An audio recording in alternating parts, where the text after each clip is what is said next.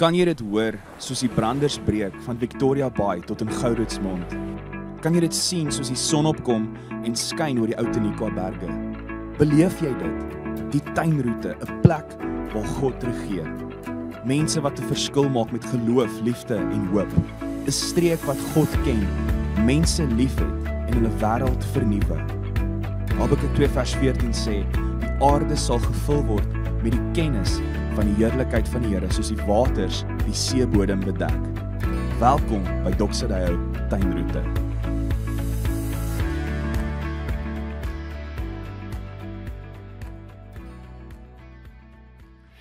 Goeiedag, ek is Nagel Meiberg en dit is vandag my voorreg om ons preektema vir die volgende 2 weke oor die bloed van Jesus saam met jou af te skop.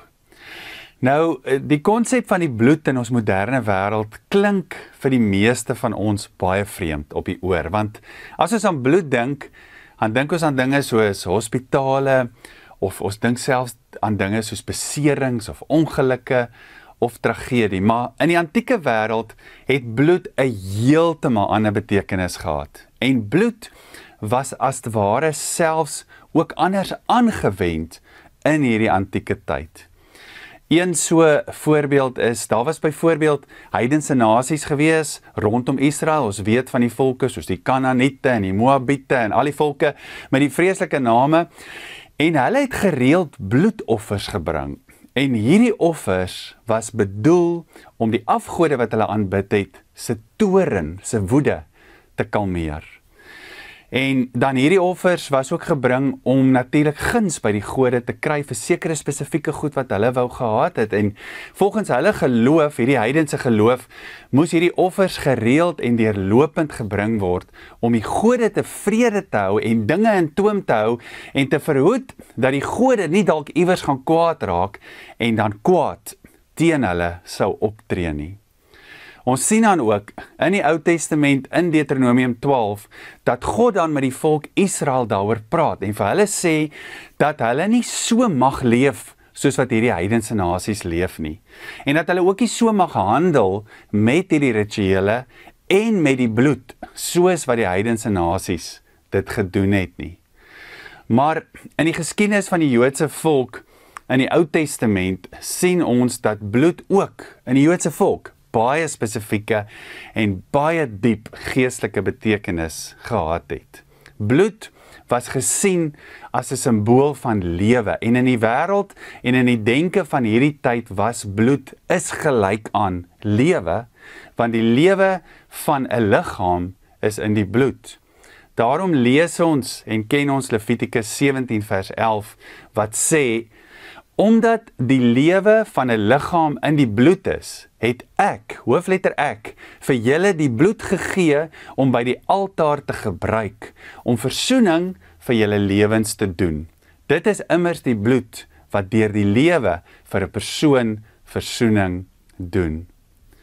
Nou ons weet, ons ken die storie, die verhaal van die Bybel. Ons weet dat daar 'n sondeval was en dat God vir Adam gesê het, as hy ongehoorsaam is, sal die gevolg die dood wees. En Paulus skryf dan in die Nuwe Testament, ook in Romeine 6 vers 23 die volgende. Hy sê, die loon van die sonde is die dood, maar, en ons wil dit vandag uitroep, maar, loof die Here vir hierdie maar, die genadegawe van God is die ewige lewe in Christus Jesus, ons Here.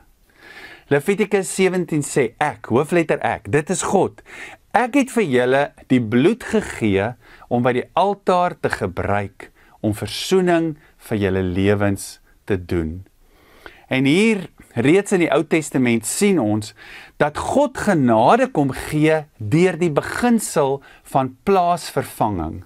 God bepaal dat 'n plaasvervanger sterf in die plek van die sondaar. Die bloed van diere wat geoffer was, het gesimboliseer dat die dier sy lewe gegee het in die plek van die sondaar en dis deur die lewe wat gegee word dat versoening moontlik gemaak was. As ons praat oor die pad wat God gemaak het met plaasvervanging, dink maar net aan Adam en Eva. Nadat hulle gesondig het, het hulle probeer om homself te bedek met blare. En hier kom doen God iets buitensgewoon. Die skrif sê, hy maak vir Adam en Eva klere van vel. So dit beteken, 'n dier moes sterf.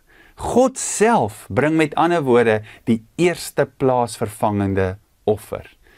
En hier sien ons reeds, hier reg aan die begin, God se liefde, God se genade, ten spyte van die mense ongehoorsaamheid. Dink aan die verhaal van Abraham en Isak. Isak moes sterf, maar God voorsien 'n ram om in Isak se plek te sterf. En Abraham noem hierdie plek, die Here het voorsien. Met die uittog van die volk Israel uit Egipte weet ons, 'n lam moes geslag word en die bloed moes aan die deurkosyne gesmeer word. So die lam sterf en die lam gee sy lewe in plaas van die mens. En hierdie gebeurtenis, weet ons, het Israel se verlossing uit slawerny bewerk. En dit was die begin van hulle reis na die beloofde land. So ons het al hierdie voorbeelde van plaasvervangende offers. Maar dan kom die Hebreërs skrywer in Hebreërs 10 en sê die volgende in vers 4 tot 7. Want die bloed van bulle en bokke kan onmoontlik sondes wegneem. Daarom sê hy met sy koms na die wêreld, offerande en offergawe wou u nie hê nie, maar 'n liggaam het u vir my voorberei. Ja, brandoffers en reinigingsoffers het u nie tevrede gestel nie. Toe het ek gesê, kyk, hier is ek om u wil te doen, o God, dit is in die boekrol oor my geskryf. Die Hebreërs skrywer haal hier Psalm 40 aan, om te sê dat die Oud-testamentiese offers nie voldoende was om volmaakte reiniging te bewerkstellig nie. Hierdie offers was net tydelik, en hierdie offers was ook net iets wat vooruitgewys het na die ware oplossing, die ware voorsiening, die ware reiniging wat sou kom, die lam van God.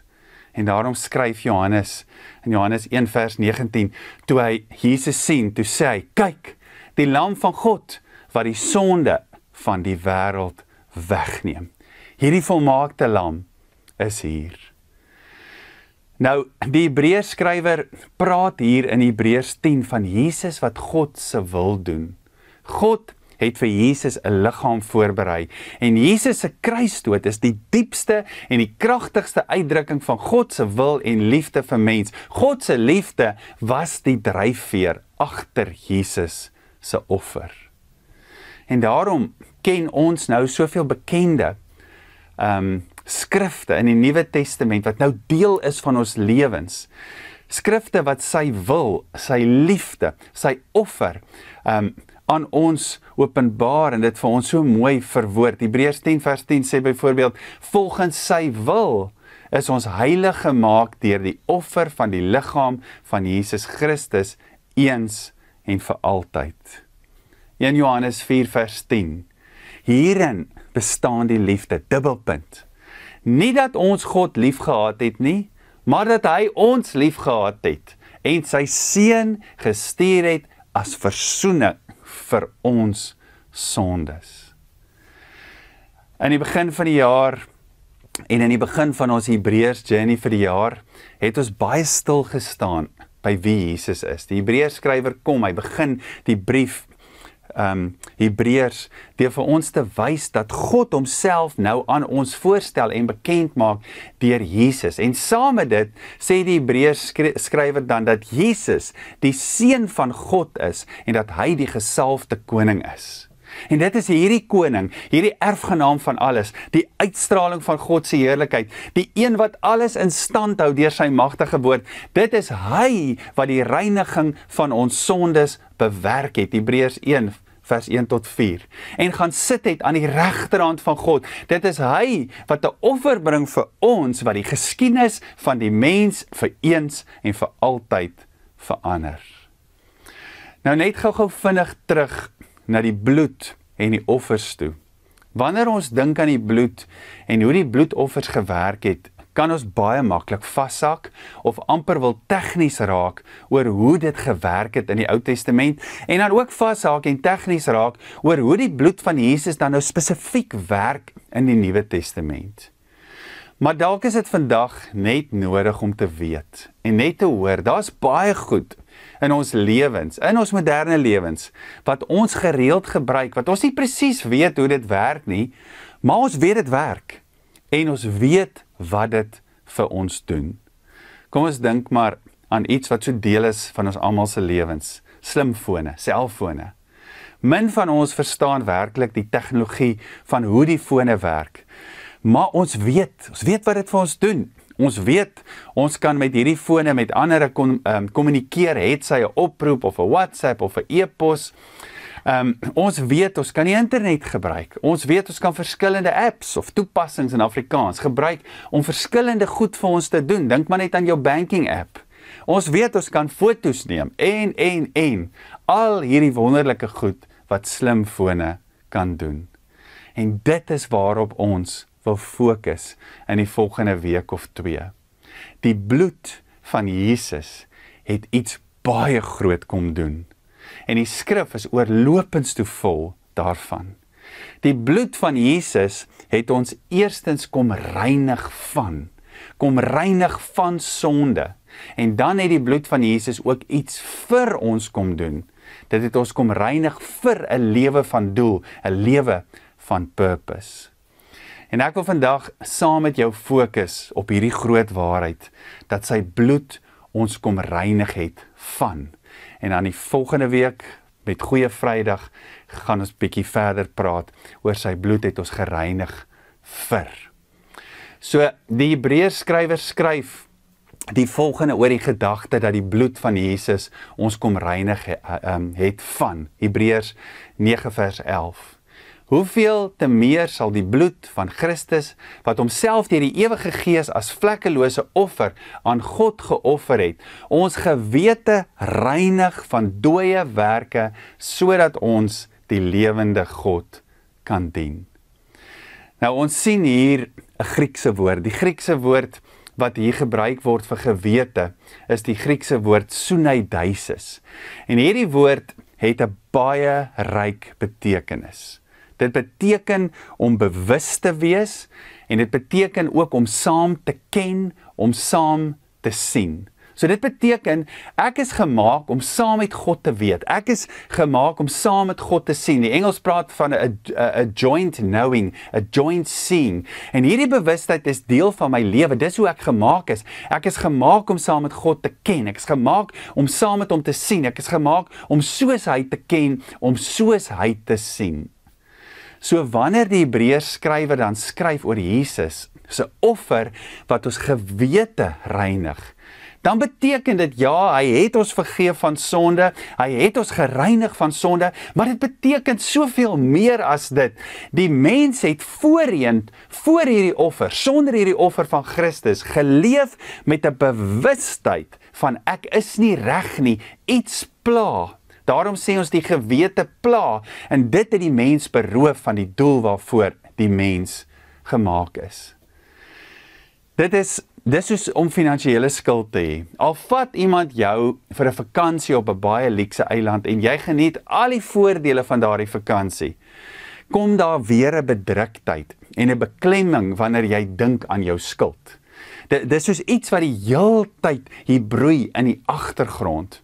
Dit maak nie saak hoe hard jy probeer om die vakansie te geniet nie. Jy kan dit nie ten volle geniet nie, want die skuld bly jou pla.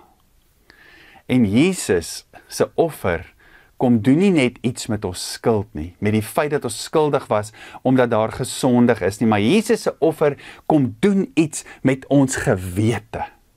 Sy offer aan die kruis bedek nie net ons sonde, soos in die Ou Testament nie, dit kom reinig ons van die toestand van sonde en sonde bewustheid, sunaidesis, waarin die mens vasgevang was.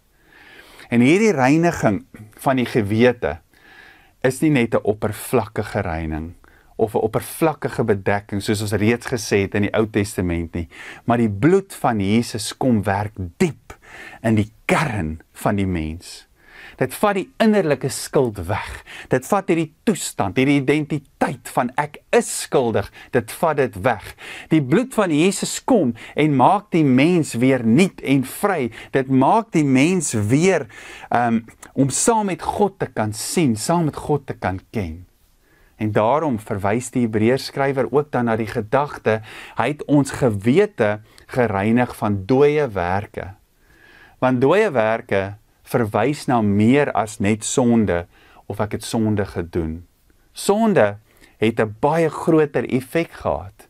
Dit het die mens op 'n sekere manier gevorm. Dit het veroorsaak dat die mens op 'n sekere manier oor homself begin dink en volgens dit begin leef het. Dit het die mens in 'n toestand van slawerny gesit. Slawerny van sonde, maar slawerny van 'n bewustheid en 'n identiteit van sonde. Die Hebreërsboek is so ryk. Die Hebreërs skryf in Hebreërs 2 vers 14 en 15. Aangesien die kinders dan aan vlees en bloed deel het, het hy net so aan dieselfde dinge deel gekry. Sodat hy deur sy dood die een wat oor die dood mag het, dit is die duiwel, kragteloos kon maak, en sodat hy hulle wat uit vrees vir die dood hulle lewe lank in slawerny verkeer het, kon bevry. Die bloed van Jesus kom maak ons vry van hierdie slawerny toestand van bewus wees van 'n identiteit en 'n toestand van sonde. Toe Jesus aan die kruis sterf en toe Jesus uitroep, dit is volbring, behaal hy die oorwinning oor die een wat mag oor die dood gehad het. So belangrik, nou is daar geen meer beskuldiging teen ons nie, en omdat daar geen meer beskuldiging teen ons is nie, is ons nie meer nie, en kan ons nie meer vasgevang wees in 'n toestand van skuldbewustheid of so 'n identiteit nie. Deur die bloed van Jesus wat ons gereinig het, is ons vrygemaak van hierdie gewete. Hebreërs 10 vers 14, want deur een offer het hy hulle wat geheilig word vir altyd vervolmaak. Hierdie is 'n skrif wat op ons yskas moet gaan. Want deur een offer het hy hulle wat geheilig word vir altyd vervolmaak. God het ons in Christus volmaak gereinig en geheilig. Ons kon nie hierdie reiniging verdien nie. Dis God se liefde wat dit vir ons gedoen het. En nou leef ons nie meer uit slawerny van vrees nie, maar ons leef uit vryheid, ons leef uit dankbaarheid en aanbidding. As ek en jy hierdie liefdesoffer van God ontdek en ontvang, kan ons nooit weer dieselfde wees nie. Ons kan nooit weer teruggaan na hierdie slawerny en hierdie sinlose bestaan nie. Petrus skryf iets baie groot in 1 Petrus 1 vers 18 en 19 as hy die volgende sê: Julle weet tog dat julle nie met iets vergankliks soos silwer of goud losgekoop is uit julle sinnelose leefwyse nie, wat deur julle voorvaders aan julle oorgelewer is nie, maar dat julle losgekoop is met die kosbare bloed van Christus, hy wat soos 'n lam is, vlekkeloos en sonder liggaamsgebrek. Die bloed van Jesus reinig ons nie net van sonde nie, maar die bloed van Jesus roep ons ook nou na 'n nuwe lewe toe. Die offer van Jesus het 'n nuwe realiteit vir ons bewerkstellig, waar ek en jy weer die mens kan wees wat God ons bedoel het om te wees. En die Hebreërs skrywer, ons kan net sien hoe hou dit aan en aan in Hebreërs, kom moedig ons dan aan om in hierdie nuwe lewe geanker te bly wanneer hy skryf, Hebreërs 10 vers 19 tot 23. Broers, ons het dus vrymoedigheid deur die bloed van Jesus om in te gaan na die heiligdom langs 'n nuwe en lewende weg wat hy vir ons geopen het deur die voorhangsel heen. Dit is deur sy liggaam en ons het 'n groot priester oor die huis van God. Laat ons daarom ingaan met 'n opregte hart in volle geloofsversekerdheid, met ons harte besprinkel, vry van 'n slegte gewete en ons liggame gewas met skoon water. Laat ons styf vashou aan die belydenis van wat ons hoop, sonder om af te wyk, want hy wat die belofte gemaak het, is getrou.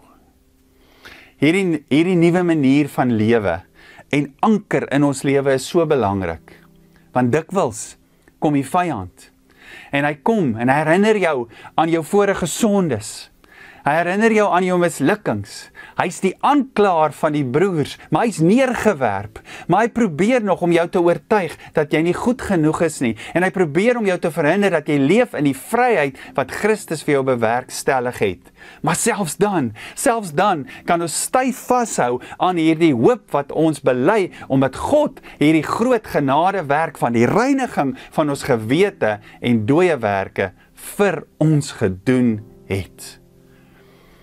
Hoor hoe kragtig stel Paulus dit in Romeine 8 vers 33. Hy sê, wie sal die uitverkorenes van God aankla? God is die een wat vry spreek. Sy offer het vrygespreek, gereinig van gewete. Dit is wat die bloed van Jesus vir ons kom doen het. En dit is so belangrik dat ons onsself gereeld hieraan moet herinner en die Gees, die Heilige Gees moet toelaat om ons te bemagtig om in hierdie nuwe realiteit te leef in hierdie nuwe realiteit. Ek wil vandag graag vir jou bid. Kom ons bid saam. Here, dankie vir u kosbare bloed. Dankie dat u ons gewete kom reinig het. Ons kom bevry het van dooie werke, van 'n dooie bestaan, sodat ons u kan ken en sodat ons u kan dien. Ons loof u vandag, Here, vir wat u vir ons gedoen het. Vir elkeen van ons 'n nuwe stand, 'n nuwe identiteit. En Here, vandag op grond van die liefde en u werk, verklaar ons vandag dan, stem ons saam, dat ons nie meer slawe van sonde is nie, maar dat ons gereinig is, dat ons vrygemaak is deur die bloed van die lam, 'n nuwe skepping in Christus Jesus. Die ou dinge het verbygegaan, kyk, alles het nuut geword. En dankie Heilige Gees, dat u ons help om daagliks te leef in dit wat Jesus vir ons kom doen het. Hierdie belydenis is ons hoop, dit is ons oorwinning wat ons in Christus het en waaraan ons vashou. Ons loof u daarvoor in Jesus naam. Amen.